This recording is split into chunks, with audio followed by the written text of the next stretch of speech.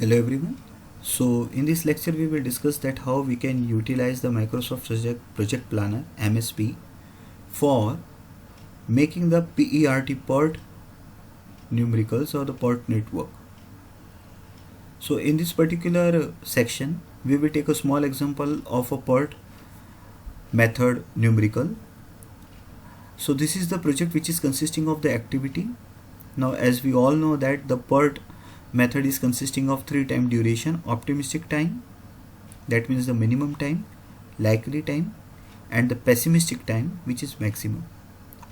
What we do in the PERT method, we take all these 3 values, all the 3 durations that are assigned for the particular activity, and from that we calculate the expected time by using the formula of 1 time of optimistic time plus 4 times likely time plus 1 time pessimistic time. That complete summation is divided by 6. So this is how we calculate the values of TE, and over here you can see in this particular network we have calculated all such values. Say for 247 we have calculated and we got the value as 4.16. So for activity A we have written the expected value 4.16. Now let me tell you that for conducting the analysis of the PERT method network problem, we consider the expected values for calculations and we don't consider optimistic, likely or pessimistic duration. This is because the PERT method deals with the uncertain types of project, over where we don't know the confirmed duration of the project, and thus we talk in the terms of probability. We talk either the optimistic time which will be required for the particular activity and the project, or we talk about the likely, or we may talk about the pessimistic time that may require for the project for its completion. So we have written in bracket the expected time for each such activity, and then we have done the calculations of earliest event time. So at the starting it will be 0, then 0 plus 4.16 will give you 4.16 at event number 2, and similarly we have done for all other activities. Then we do the reverse calculation. We do reverse calculation from the last activity, that means from TL. We will consider the total duration of project. You can see over here is 18.15. So we will take it as 18.15, and then we will do the reverse calculation. 18.15 minus 5.16 will give you 12.99. And similarly 18.15 minus 8.83 will give you 9.23. While going in the backward direction, that means TL calculation, we consider smaller values, and while going in the forward direction we consider higher values. So from this TE and TL difference we find out the critical path. So over here we can see that the critical path is for 1. The path over where the difference between TE and TL is 0, we say it lies under the critical path. So 1, 2, then check for 3. No, the difference is not 0, so it is not in the critical path. 4 is there and 5 is there. So from this complete analysis we got that the total duration of project is 18.15 and the critical path is 1, 2, 4, 5.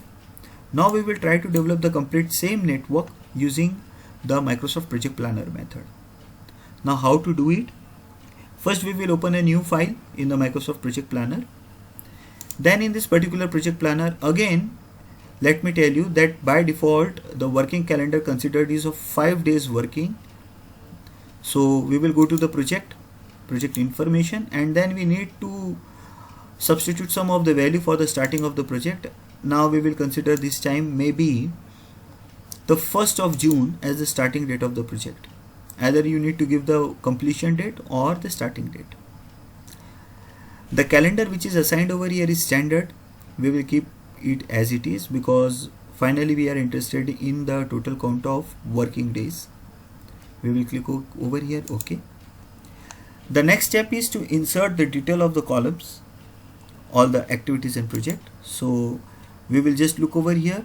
So 1-2 is activity A. So we will write over here A. So this is activity A, 1-2, then B is there, C is there, D, E, we will just check A, B, C, D, E. So all these activities we have inserted now.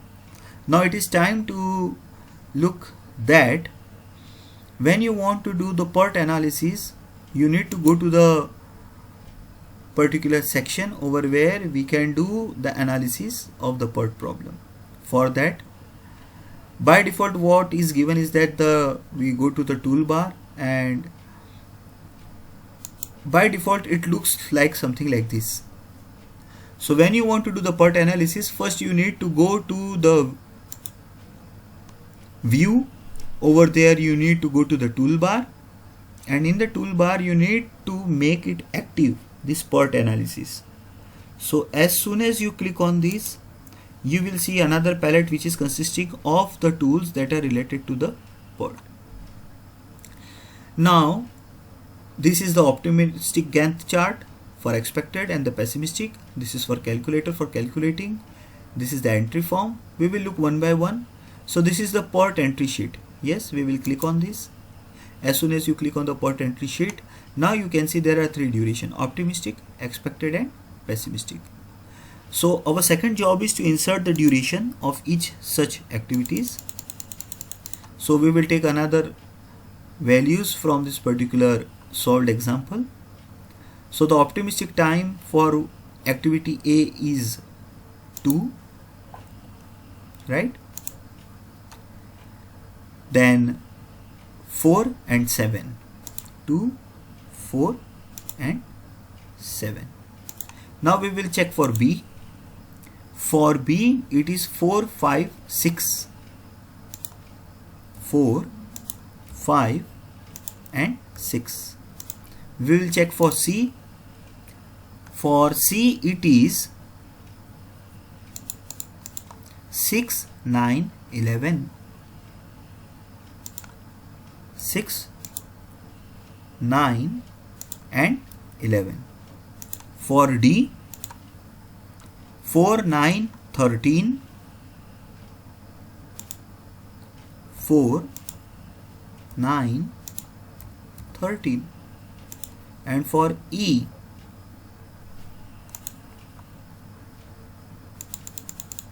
3, 5, 8. 3, 5 and 8. So we have inserted the optimistic, expected and pessimistic duration. Second job is to see this PERT weights. In this PERT weight, we know the formula. One time we have taken optimistic time, 4 times we take expected time, and 1 time we take pessimistic time. That summation is divided by 6 so that we can get the value of TE, right? So even in this software we will do the same thing. Yes, the weightages remain same, so we will click on OK. Now this is the part over where PERT entry form is given. So I will just click over here. Individually, if you want to enter for any of the activity, you can insert over here, and it is already done. Now we will calculate the PERT values. As soon as I click over here on this PERT value, you will see the duration. This calculation part will be done and written over here. So I will just click over here. It is telling that once you do the duration, you have entered the right values in the duration number 1, optimistic, expected and pessimistic. Optimistic is always minimum as compared to expected, and expected is minimum. Expected is less than the pessimistic. Yes. So as soon as you click over it, you can see now the duration. We will cross check it. So the first value is 4.17, 4.16, another is 5, then 8.83, 8.83 and 5.17. So this is how the software has calculated the values for the network calculation. It has taken the proper weightage of all these 3 duration, and then the value is calculated. Now once you do the part of the calculation, now second job is to insert the relationship among it. So when you want to go and insert the relationship, we will go to the Gantt chart. Now look over here. Which duration it is showing? It is showing the duration that is being calculated. Okay. Now since we have not shown any of the relationship among the activities, it is starting on the same date. So it is time to insert the relationship. Now here we can see that for B and D, A is predecessor. So for B and D, we cannot write A, we need to write the serial number. So I will write 1, and over here for C also I will write 1. For D, okay, for D it is A, and for B it is A. So for D it is A, so I will write 1 over here. And then check for C, the predecessor is B. So for C, the predecessor is B, that means 2. For E, the predecessor is D, the predecessor is G, that means 4. So this is how we have created the interrelationship among the activities. Now you can see this is the bar chart or the Gantt chart, which is showing the complete interdependency of the activities. Now one important part, you can see that we cannot find the total duration of project.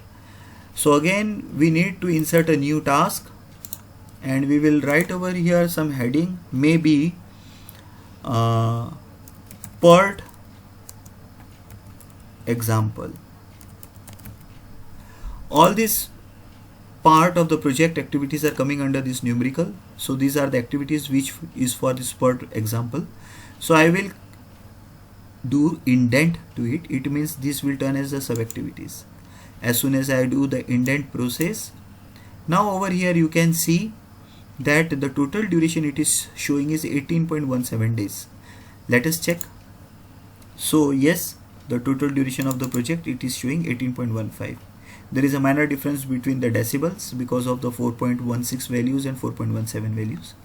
So yes, we have utilized the Microsoft Project Planner for the development of even PERT problems. You can see the Gantt chart for optimistic consideration. You can see the Gantt chart for expected.